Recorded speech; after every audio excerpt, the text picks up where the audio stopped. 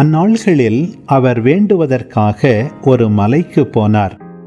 அங்கு கடவுளிடம் வேண்டுதல் செய்வதில் இரவெல்லாம் செலவிட்டார். விடிந்ததும் அவர் தம் சீடர்களை தம்மிடம் கூப்பிட்டு அவர்களுள் 12 தேர்ந்தெடுத்து அவர்களுக்கு திருத்தூதர் என்று பெயரிட்டார்.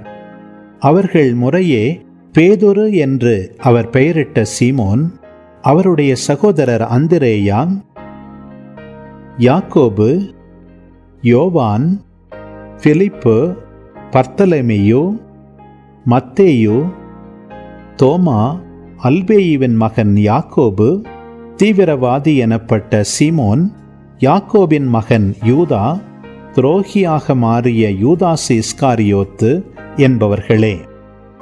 இயேசு அவர்களுடன் இறங்கி வந்து சமவெளியான ஓரிடத்தில் நின்றார்.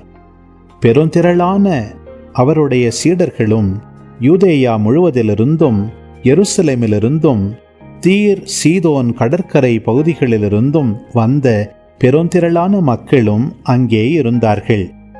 அவர் சொல்வதை கேட்கவும் தங்கள் பிணிகள் நீங்கி நலமடையவும் அவர்கள் வந்திருந்தார்கள். தீய ஆவிகளால் தொல்லைக்கு உள்ளானவர்கள் குணமானார்கள். அவரிடமிருந்து வல்லமை வெளிப்பட்டு அனைவர் பிணியையும் போக்கியதால் அங்கு திரண்டிருந்த மக்கள் யாவரும் அவரை தொட முயன்றனர்.